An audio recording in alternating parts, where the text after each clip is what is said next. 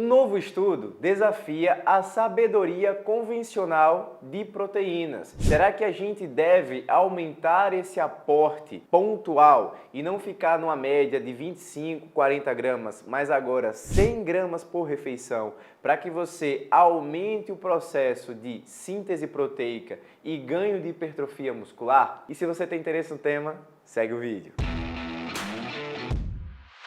Fala galerinha, beleza? Danilo Pereira, médico do esporte, mais um vídeo aqui no canal. Caiu de paraquedas aqui agora, se liga que toda terça, quarta, quinta e sexta, às 6h30, tem vídeo novo sobre o mundo, sobre o universo da medicina esportiva. Boa parte do conteúdo vem de vocês, joga aqui nos comentários. Se você ainda tem alguma dúvida, questionamento, especificamente não só sobre esse tema, mas sobre todos os outros pontos que abordem a medicina esportiva, tá certo? Então vem aqui, vamos nessa, vamos aprender. Então, o que foi que motivou esses pesquisadores a questionarem a quantidade na oferta de proteínas que a gente tem como base de hoje para otimizar a síntese, a sinalização de proteínas do contexto de construir a fibra muscular? É uma coisa que eu até achei interessante, né? Que ele comparou com alguns animais da natureza, dentre eles cobras, que têm uma ingestão de até 20% de sua massa corporal de uma vez, e isso você tem um conteúdo, um tempo prolongado. Elas ficam em até 10 dias fazendo a digestão e o processo de síntese proteica.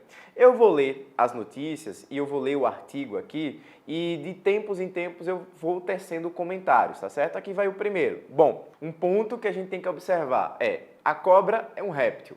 Nós somos mamíferos. O nosso metabolismo, ele é diferente do metabolismo de um réptil. Assim como a gente não vive livre em uma natureza. Então hoje você tem uma oferta de comida, de calorias, né, de carboidratos e proteínas diferente do que éramos antigamente. O nosso metabolismo ele sofre alterações, ele sofre adaptações. Em termos de proximidade de metabolismo, nós somos mais próximos dos nossos ancestrais e dos macacos do que quando a gente compara com o réptil. Mas eu achei muito interessante esse pensamento, esse questionamento, né? Essa observação, essa levantada de uma hipótese. E aí, para que você levante uma hipótese, para que você confirme essa hipótese, você precisa fazer um ensaio clínico. E o ensaio clínico ele é baseado em quê? Você pega um grupo que você não vai fazer a intervenção e você compara com outro grupo em que você vai ter a intervenção feita. Então, qual é a ideia? Se você consegue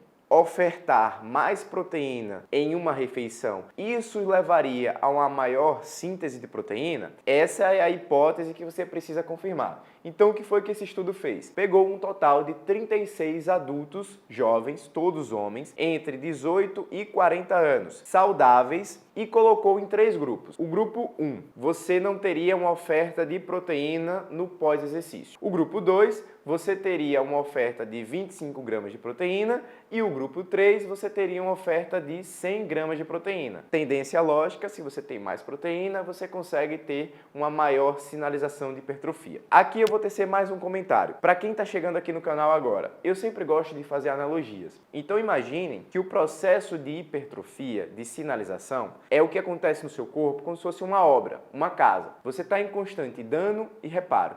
Dano e reparo. Para que você tenha uma construção de fibra muscular, esse reparo precisa ser superior ao dano. Como é que você danifica uma parede, danifica a fibra muscular? Através do exercício físico, que foi isso que foi proposto de uma maneira pontual que eu detalho já. E aí você precisa ter o reparo. Nesse processo de reparo, você precisa ofertar 3 coisas: água, tijolo, cimento. Água é água, tijolo, proteína, cimento, carboidrato. Bota a água no cimento, dá a liga, bota o tijolinho em cima do outro, você cresce novamente, você faz o reparo da sua fibra muscular, você sinaliza hipertrofia. E no nosso corpo, assim como na natureza, né, a lei da natureza, nada se cria, tudo se transforma. Então você oferta o tijolo, esse tijolo vai ser quebrado, vai ser moldado novamente, é como se ele virasse um barro novamente, e desse barro você vai transformá-lo em um novo tijolo, certo? E o que é esse barro? É o aminoácido. Seriam as frações da proteína daquele tijolo inicial que foi quebrado. Você pega um tijolo meio bruto, meio grosso, molda para o seu corpo, para o seu metabolismo, junto com o estímulo do exercício da sobrecarga que você fez e consegue construir a massa muscular, beleza? O que é que a gente precisa para otimizar a hipertrofia? Oferta uma quantidade maior de tijolos. Esses tijolos vão ser fracionados, você vai ter uma maior oferta de barro, uma maior oferta de aminoácidos e isso aqui vai sinalizar para uma maior hipertrofia. E foi exatamente isso que esse estudo mostrou. Mas a gente precisa fazer alguns detalhes, alguns questionamentos que esse estudo deixou algumas arestas. Número 1. O número de participantes foi um número baixo, tá certo? Foram 36 pessoas. A gente não consegue especificamente reproduzir o que aconteceu em 36 pessoas para um total de 7 bilhões de pessoas. Então, um ponto extremamente importante e interessante é que novos estudos nesse padrão sejam feitos para que a gente não esteja em um viés de aleatoriedade, um viés de seleção, porque você às vezes selecionou um perfil de população que teve uma melhor resposta para aquela intervenção. Não especificamente significa que esse perfil vai servir para todo mundo. E esse é um segundo ponto que eu questiono aqui do estudo. Por quê? Ele pegou indivíduos que faziam exercício de maneira recreativa. Então, ele excluiu quem fazia menos de um exercício por semana e mais de 3 vezes por semana. Então, você está falando de uma média de 2 vezes por semana. Uma pessoa que treina 2 vezes por semana, ela não será uma pessoa bem treinada. E o que é que isso tem de informação, tem como base para esse contexto? O princípio da treinabilidade. Quanto mais destreinado, mais treinável é a pessoa. O que é que significa isso? Se você pega um indivíduo que está iniciando, um indivíduo que não tem uma alta performance, qualquer coisa que você faça de intervenção vai ter resultado. E pode ter sido isso que foi feito para esse perfil da população. Por quê? Você pegou 12 indivíduos que não tinham um alto rendimento, uma alta performance e colocou um alto aporte de proteína, muito tijolo ali para ele, junto com o estímulo do exercício. Então, isso vai sinalizar um maior mecanismo propício para que você sinalize a fibra muscular. De fato, 100 gramas foi superior a 25, que foi superior a 0. Isso é um fato. Só que a gente pode abrir um terceiro comentário, um terceiro questionamento aqui. Já se sabe que 25 não é o teto. Quando você compara 25 até 40 gramas por refeição, você tem um ganho. É um ganho um pouco mais linear, não tão agudo quando você passa do 0 para o 25, mas do 25 para o 40 você ainda tem um ganho. Então poderia se questionar a comparação de 40 com esse 100. Será que esse teto ele é tão mais alto assim quanto se imagina, quanto foi demonstrado aqui por esse estudo? Porque de uma maneira geral, uma coisa que eu repito aqui, né, pode estar fazendo simplesmente um cocô mais caro. Quais foram as conclusões e o que de diferente esse estudo mostrou em relação à sabedoria convencional? Quando você tem o aporte de proteína junto com o estímulo do exercício, você cria um meio de maior concentração de aminoácidos, que é esse barro, que propicia uma maior construção de massa muscular. E aí, a depender da concentração, do tempo e da intensidade do exercício, você consegue ter picos mais elevados. Quando você aumenta, né, e aí foi o que o estudo teve de grande diferença do conhecimento basal. Quando você coloca uma oferta maior de proteínas por refeição, além de você ter um maior estímulo, uma maior concentração desse pico de barro, esse pico de aminoácidos, você conseguiu empurrar por mais tempo esse período, esse mecanismo, esse meio propício para a hipertrofia. Porque, eu vou passar essa outra imagem aqui, quando a gente tem o processo de hipertrofia, a gente tem dois mecanismos, o anabolismo, que é a construção de massa, e o catabolismo, que é a queima dessa massa. Aquele processo do dano e do reparo. Dano é o catabolismo, reparo o anabolismo. Essa maior oferta de gramas por refeição, você tende a estimular o anabolismo e inibir o catabolismo. Inibir o processo de oxidação que a gente tinha como conhecimento, como sabedoria, como está demonstrado aqui nessa imagem. O conhecimento prévio, o conhecimento basal. Se você tem uma ingesta proteica, você além de estimular o anabolismo, você também em um momento estimula o catabolismo. Só que esse novo entendimento, esse novo conhecimento, se você tem uma oferta ainda maior proporcionalmente de proteína por refeição, você teria um estímulo mais linear, constante e contínuo do anabolismo e não teria esse estímulo do catabolismo, consequentemente aumentando essa área total. Só que vamos agora para o quarto ponto. Como que foi feito o preparo desses participantes em relação ao estímulo do exercício e o estímulo da oferta de proteína? Exercício. Os indivíduos, eles foram orientados a completarem um treinamento de resistência, um treinamento de força, que consistia em 5 minutos de um aquecimento, de um ciclismo de fácil intensidade, de fácil execução, de baixa intensidade, seguido de 4 séries de 10 repetições dos seguintes exercícios: leg press, cadeira extensora, o pull down e uma máquina de peito. Esses indivíduos, eles foram orientados na primeira série a fazer uma média de